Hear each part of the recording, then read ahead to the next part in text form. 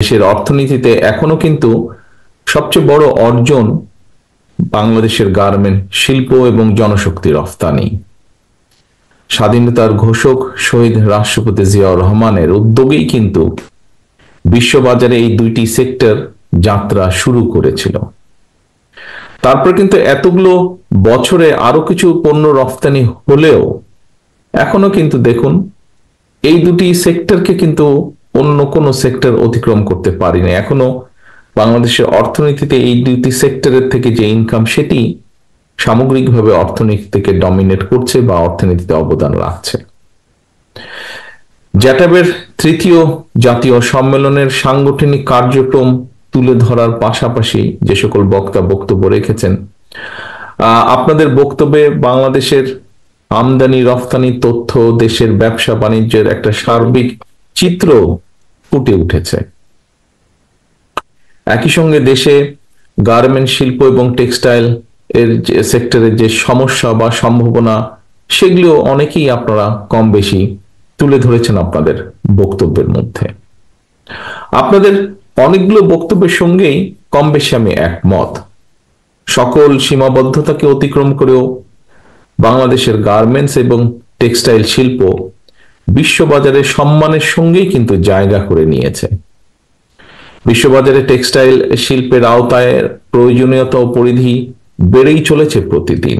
ফলে জ্ঞানের একটা প্রায়োগিক শাখা হিসাবে বিশ্বব্যাপী টেক্সটাইল ইঞ্জিনিয়ারিং কিংবা টেক্সটাইল কলেজের ভূমিকা এবং গুরুত্ব আগের যে কোনো সময় থেকে অনেক গুণ বেড়েছে। Wait processing engineering, yarn, fabric এবং অ্যাপারেল ম্যানুফ্যাকচারিং ইঞ্জিনিয়ারিং এই বিষয়গুলো টেক্সটাইল সেক্টরের একটা অনিবার্য অংশে পরিণত হয়েছে বা অংশই বলা যায়। সুতরাং টেক্সটাইল ইঞ্জিনিয়ারিং এ পাশ করে কেউ বেকার থাকার কথা না। এই বিষয়গুলোতে যারা পাশ করেছেন, পরীক্ষা দিয়ে বেরিয়ে এসেছেন, তাদের বেকার থাকার কথা না। এই মুহূর্তে বাংলাদেশের রফতানি আয়ের একটা সিংহ ভাগ অর্জিত হয় টেক্সটাইল সেক্টর থেকে। বাট এখানে অনেকেই বক্তব্যে উল্লেখ করেছেন, বলেছেন নানা রকম ষড়যন্ত্র, দুর্নীতি, টাকা পাচার আর দক্ষ ব্যবস্থাপনার অভাবে এই সেক্টরটা নিয়েও সংখ্যা কম নয়।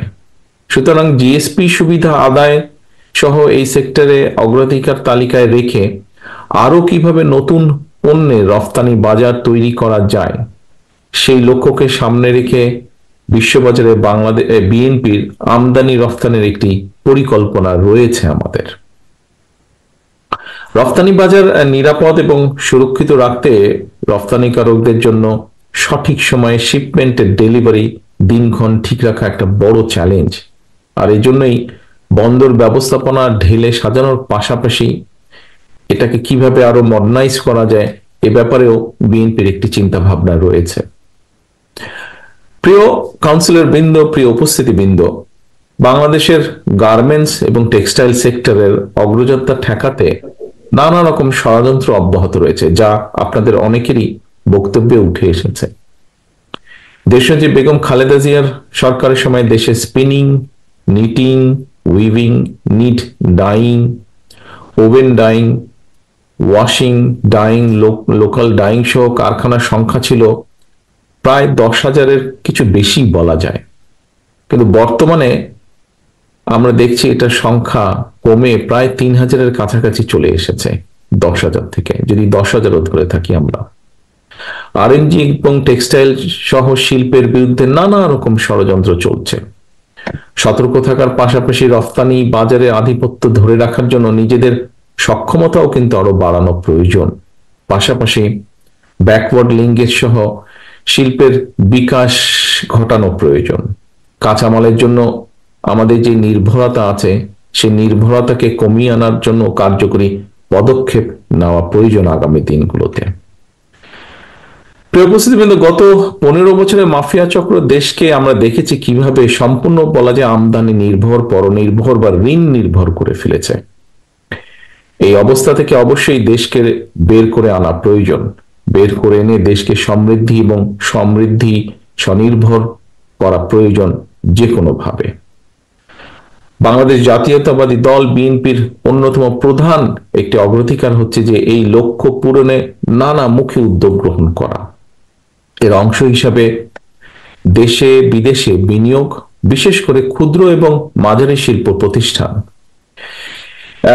এসএমই সেক্টরে বিশেষভাবে প্রবাসী বিনিয়োগ বাড়িয়ে দেশের অভ্যন্তরে উৎপাদন এবং উন্নয়ন প্রক্রিয়াকে শ্রমশক্তির অংশদারিত্ব নিশ্চিত করার বিষয়টাও বিএনপির পরিকল্পনার ভিতরে রয়েছে। এই বিষয়ে আমাদের চিন্তা ভাবনা রয়েছে।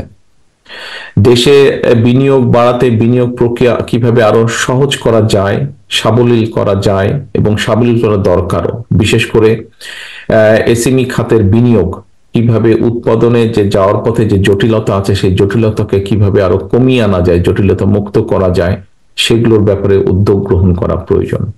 কোন একজন ব্যক্তি বাংলাদেশের ইনভেস্টমেন্ট ডেভেলপমেন্ট অথরিটি বিডায়, খুব সময় বিডাই বোধহয় নাম সংক্ষেপে, বিডায় বিনিয়োগ হিসেবে নিবন্ধিত হওয়ার পরে আমরা দেখেছি যে বিনিয়োগকারীকে বিদ্যুৎ, পরিবেশ, ফায়ার সার্টিফিকেট সংগ্রহ কমপক্ষে 12-13টা প্রক্রিয়া সম্পন্ন করতে হয়।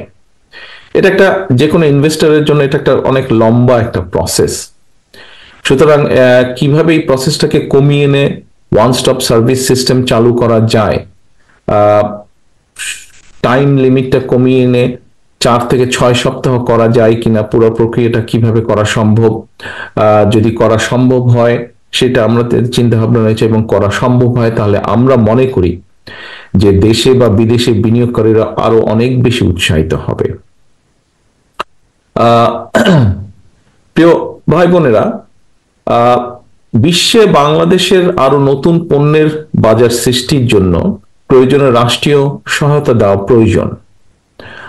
আমরা আশ্বাস দিয়ে এতটুকু বলতে চাই এই মুহূর্তে যে জনগণের রায় বিএনপি যদি ইনশাল্লাহ রাষ্ট্র ক্ষমতার পরিচালনার সুযোগ পায়, বিদেশে বাংলাদেশের রফতানি পণ্যের বাজারের সম্প্রসারণের লক্ষ্যে গার্মেন্টস এবং টেক্সটাইল ছাড়াও যেগুলো শতভাগ রফতানিযোগ্য পণ্য সেগুলোর উপরে আমাদের চিন্তা ভাবনা আছে ব্যাক টু ব্যাক এলসি সুযোগ কিভাবে দেওয়া যায়, সেই বিষয়টির একটি চিন্তা ভাবনা আমাদের আছে যে সম্পূর্ণ 100% যেগুলো back to export oriented industry হবে সেগুলোর জন্য কিভাবে ব্যাক টু ব্যাক এলসি করা সম্ভব হয়, সুযোগটা দেওয়া যায়, সেটির চিন্তা ভাবনা আমাদের আছে।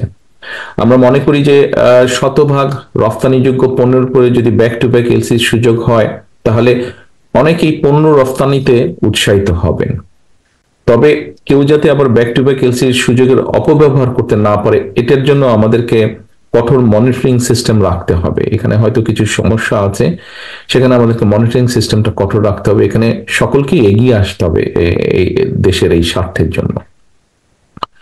প্রিয় উপস্থিত কাউন্সিলর বৃন্দ, রাষ্ট্র, রাজনীতি, শাসন, প্রশাসন, সংস্কার এবং অর্থনৈতিক মুক্তির লক্ষ্যে বাংলাদেশের পক্ষের গণতান্ত্রিক রাজনৈতিক দলগুলোর উপস্থিতিতেই বাংলাদেশ জাতীয়তাবাদী দল ইতিমধ্যেই 31 দফা কর্মসূচি ঘোষণা করেছে। আমাদের ঘোষিত 31 দফা কর্মসূচি সমৃদ্ধ এবং স্বনির্ভর বাংলাদেশ গড়ার একটি ঐতিহাসিক সনদ বলে আমরা বিশ্বাস করি। ঘোষিত এই 31 দফা কর্মসূচির বাস্তবায়ন পরিকল্পনায় নৈতিক মানসম্পন্ন কর্মমুখী এবং প্রায়োগিক শিক্ষার উপরেও কিন্তু জোর দেওয়া হয়েছে। আমরা বিশ্বাস করি যে জনসংখ্যা, অনেকে এখানে একজন বক্তাও বোধহয় খুব সম্ভব বলে গিয়েছেন যে শহীদ জিয়া রহমানের সময় যখন খাদ্য উৎপাদন দ্বিগুণ হলো, তার আগে জনসংখ্যাকে অনেকেই কেউ বলতেন বার্ডেন বলে অভিহিত করতেন। বাট আমরা মনে করি জনসংখ্যা কখনো অভিশাপ নয়, বরং এই জনসংখ্যাকে জনশক্তি তথা মানব সম্পদে যদি রূপান্তর করা যায় তাহলে অবশ্যই একটি দেশের উন্নয়ন এবং সমৃদ্ধির জন্য জনসম্পদই কিন্তু হতে পারে সবচেয়ে বড় জনশক্তি। বর্তমান বিশ্বের অনেক দেশেই নানা রকমের কর্মক্ষম জনসংখ্যার হার কমছে, কিন্তু তবে দক্ষ কর্মী কিংবা শ্রমশক্তির চাহিদা বাড়ছে অন দি আদার সাইড। এরকম পরিস্থিতি বৈশ্বিক প্রেক্ষাপটে আমাদের দেশের কর্মক্ষম জনসংখ্যা থাকলেও বিশ্ব বাজারের চাহিদার তুলনায় দক্ষ জনশক্তির অপ্রতুল। সুতরাং দেশে এবং বিশ্ব বাজারের চাহিদার প্রতি লক্ষ্য রেখে আমরা যদি বিভিন্ন ক্ষেত্রে দক্ষ শ্রমশক্তি কিংবা কর্মী গড়ে তুলতে পারি, এইটা কিন্তু আমাদের আরেকটা লক্ষ্য। অর্থাৎ আমাদের যে বিদেশে প্রায় এখন 1 কোটির মতন প্রবাসী আছেন, যারা প্রতিদিন সারাদিন পরিশ্রমের মাধ্যমে যে বৈদেশিক মুদ্রা পাঠাচ্ছেন, আমরা যদি এরকম আরো বহু মানুষকে যদি স্কিল লেবারে পরিণত করে বিদেশে পাঠাতে পারি, এটাও কিন্তু একটা বিশাল অর্জন হবে আমাদের। প্রিয় উপস্থিতিবৃন্দ, কাউন্সিলর বৃন্দ, বর্তমান বিশ্বে ইন্ডাস্ট্রি 4.0 অর্থাৎ চতুর্থ শিল্প বিপ্লবের মুখোমুখি। চতুর্থ শিল্প বিপ্লবের কারণে একদিকে যেমন বহু মানুষের কর্মসংস্থানের সুযোগ রয়েছে বিভিন্নভাবে, ঠিক অপরদিকে কিন্তু আবার বহু মানুষের চাকরি বা কর্মসংস্থান হারিয়ে যাবারও, চাকরি হারানোর সুযোগ রয়েছে। শ্রমবাজারের এই নতুন চ্যালেঞ্জ মোকাবেলায় নিজেদেরকে অবশ্যই দক্ষ এবং যোগ্য হিসেবে গড়ে তুলতে যদি আমরা সক্ষম হই, যে কথাটা মাত্র আপনাদের সামনে আমি তুলে ধরলাম, তাহলে কিন্তু এই প্রতিযোগিতামূলক বিশ্বে আমরা টিকে থাকতে পারবো। আদারওয়াইজ আমাদেরকে কিন্তু পিছিয়ে পড়তে হবে। একটা দেশের রাজনীতি যদি রুগ্ন হয়, তাহলে কিন্তু এর অর্থনীতিও কিন্তু রুগ্ন হতে বাধ্য, এবং আমরা সেটা দেখেছি স্বৈরাচারী আমলে। আমরা সেটা দেখেছি, কয়েকটি মেগা প্রজেক্ট দেখেছি আমরা কিভাবে উন্নয়নের মেগা প্রজেক্ট করেছে তারা, কিন্তু সেটি কিন্তু অ্যাকচুয়ালি উন্নয়নের চিত্র না। এখন ধীরে ধীরে আসল রূপটা বেরিয়ে আসছে, অর্থনীতিকে আরম্ভ করে সবকিছু, ইন্ডাস্ট্রি থেকে সবকিছু বেরিয়ে আসছে। অর্থাৎ বাংলাদেশই কিন্তু এর সবচেয়ে বড় প্রমাণ যে একটা দেশের রাজনীতি যদি রুগ্ন হয়, তাহলে এটার অর্থনীতিও কিভাবে রুগ্ন হয়ে যায়। প্রিয় উপস্থিতিবৃন্দ, প্রায় 30,000 মানুষকে নির্মমভাবে আহত করে 2,000-এর মতন ছাত্র জনতাকে হত্যা করে এই যে পতিত স্বৈরাচার দেশ ছেড়ে পালানোর পরে সম্পূর্ণ বিধ্বস্ত একটি প্রশাসন, রাষ্ট্র দায়িত্ব নিয়েছে এই অন্তর্বর্তী সরকার। এখানে মহাসচিব সাহেব একটু আগে ওনার বক্তব্যে বলেছেন কয়েকটি গুরুত্বপূর্ণ কথা। মাফিয়া সরকার প্রায় 15 বছরের তাদের তৈরি করা যে জঞ্জাল 3 মাসে দূর করা সম্ভব নয়। তবে 3 মাস পর সরকারের যে অন্তর্বর্তীকালীন সরকার, তাদের সফলতা কিংবা ব্যর্থতা নিয়ে জনমনে প্রশ্ন ওঠা অনার্য কিংবা অস্বাভাবিক নয়। অন্তর্বর্তীকালীন সরকারের, আমরা আগেও বলেছি যে একটি বিষয় বোধহয় ওনাদেরকে মনে রাখা দরকার, যে জনগণের সকল দাবি হয়তো তাদের পক্ষে পূরণ সম্ভব নয়, কিন্তু সরকার পরিচালনায় যে অদক্ষতা পরিলক্ষিত হয়, যদি অদক্ষতা দেখতে পায় জনগণ, সেটাও কিন্তু জনগণ আবার সহজভাবে মেনে নেবে না। আমি এর আগেও বারবার বলেছি, অন্তর্বর্তীকালীন সরকারের প্রতি আহ্বান জানিয়ে বলেছিলাম যে রাষ্ট্র মেরামতের কর্মযজ্ঞ সম্পাদন করতে গিয়ে অগ্রাধিকারের সেটিং যদি ভুল হয়, অর্থাৎ কোনটা প্রায়োরিটি দিবেন ওনারা সেটা যদি ভুল হয়, তাহলে কিন্তু জনগণের কাছে সরকারের অদক্ষতা হিসাবেই কিন্তু এটি বিবেচিত হবে। জুলাই আগস্টের যেই গণ অভ্যুত্থান, সেই গণ অভ্যুত্থানে আমরা দেখেছি বহু মানুষ, বহু ছাত্র, বহু বিভিন্ন শ্রেণী পেশার মানুষ, হাত পা কান চোখ বিভিন্ন অঙ্গহানি হয়েছে। আহতরা সুচিকিৎসার দাবি নিয়ে 2 দিন আগে আমরা দেখেছি যে যেভাবে হাসপাতাল থেকে রাজপথে বেরিয়ে এসেছে, এটা কিন্তু সমগ্র দেশের গণতন্ত্র প্রিয় মানুষের জন্য, যারা গণতন্ত্র ভালোবাসেন, মানবাধিকারকে সম্মান করেন, আমাদের বিবেকবান মানুষ যারা, প্রত্যেকটি সাধারণ মানুষের জন্য এটা একটা অত্যন্ত লজ্জাকর দৃশ্য। স্বাভাবিকভাবেই প্রশ্ন উঠতে পারে যে জুলাই আগস্টের ছাত্র জনতা যে বা জনগণের যে গণ অভ্যুত্থান, আহতদের চিকিৎসা, নিরাপত্তা কেন অন্তর্বর্তীকালীন সরকারের অগ্রাধিকার লিস্টের নেই, বা থাকলেও কত নম্বরে ছিল। এরপরেও দেখেন আরেকটি বিষয়, যে বাজার সিন্ডিকেট ভেঙে নিত্য প্রয়োজনীয় জিনিসপত্র জনগণের ক্রয় ক্ষমতার মধ্যে আনার পদক্ষেপটি, যেই পদক্ষেপ, যেটা নিয়ে প্রতিটা মানুষ, সমাজের যে কোনো পর্যায়ে যে কোনো মানুষ, প্রত্যেকটি পরিবার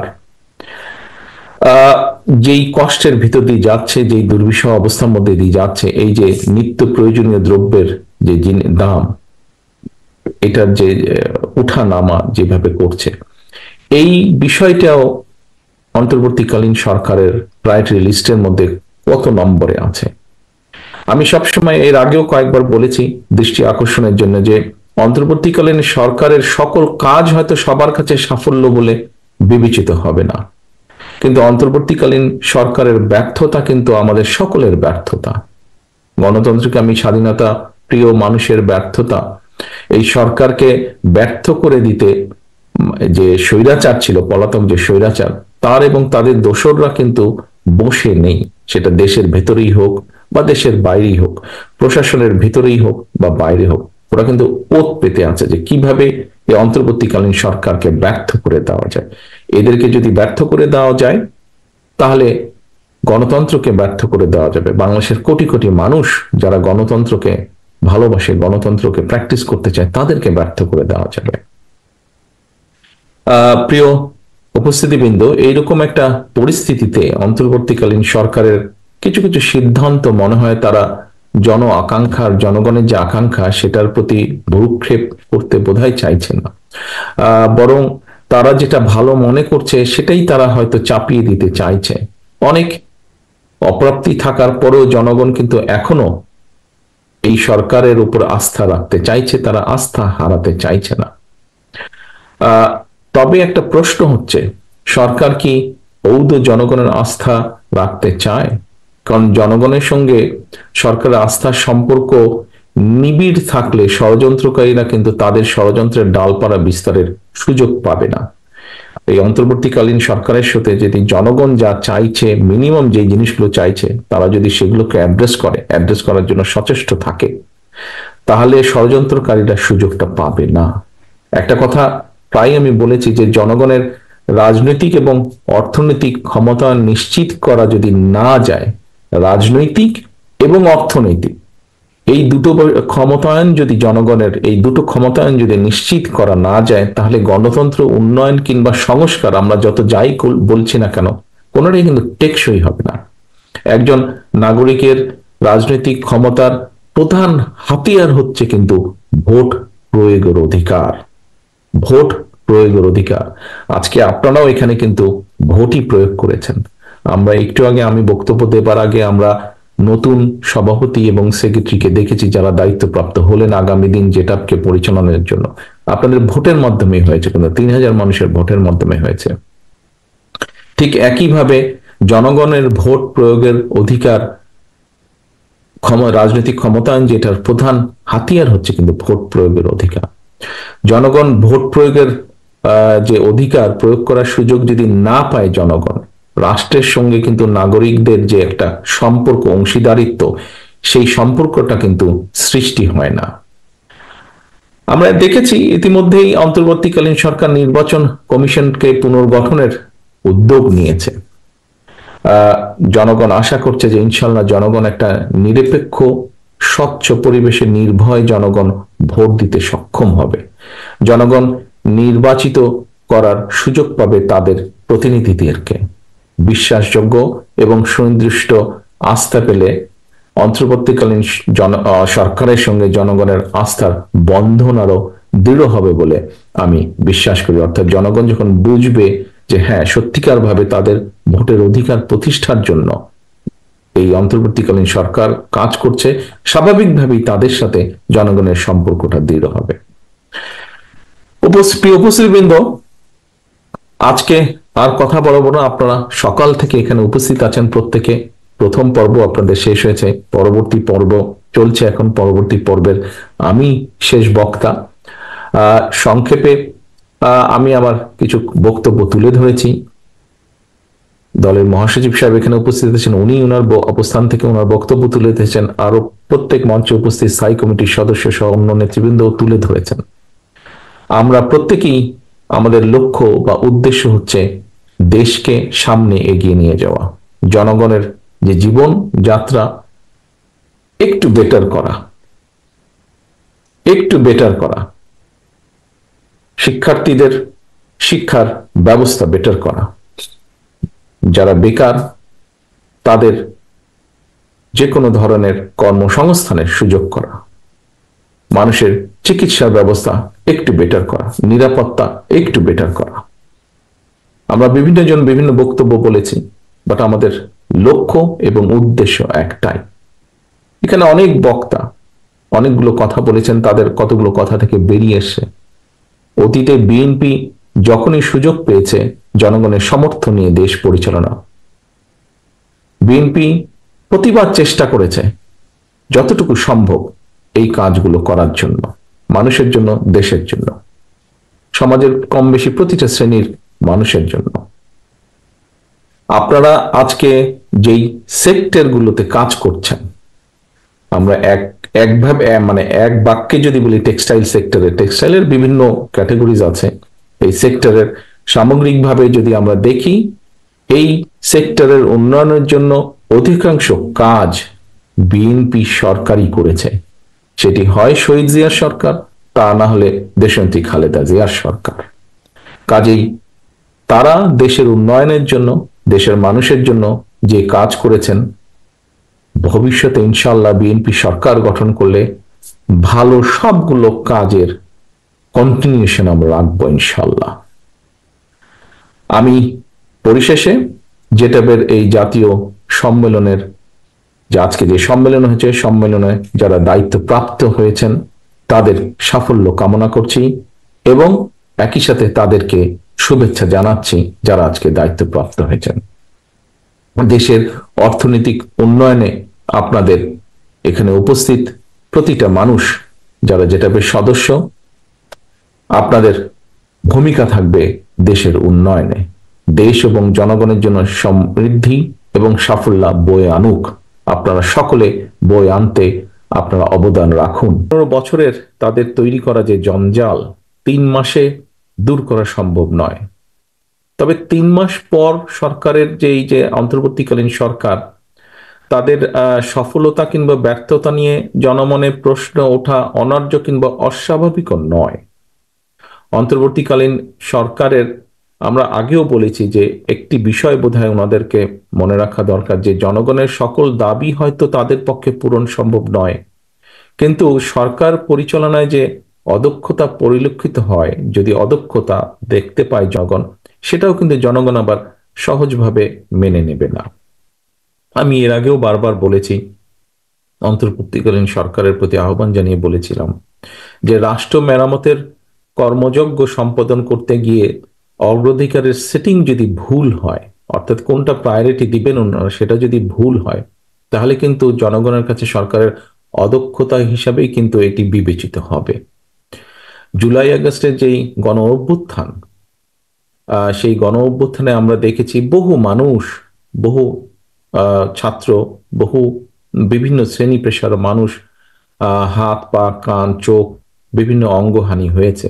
আহতরা সুচিকিৎসার দাবি নিয়ে দুদিন আগে আমরা দেখেছি যে যেভাবে হাসপাতাল থেকে রাজপথে বেরিয়ে এসেছে, এটা কিন্তু সমগ্র দেশের গণতন্ত্র প্রিয় মানুষের জন্য, যারা গণতন্ত্র ভালোবাসেন, মানবাধিকারকে সম্মান করেন, আমাদের বিবেকবান মানুষ যারা, প্রত্যেকটি সাধারণ মানুষের জন্য এটা একটা অত্যন্ত লজ্জাকর দৃশ্য।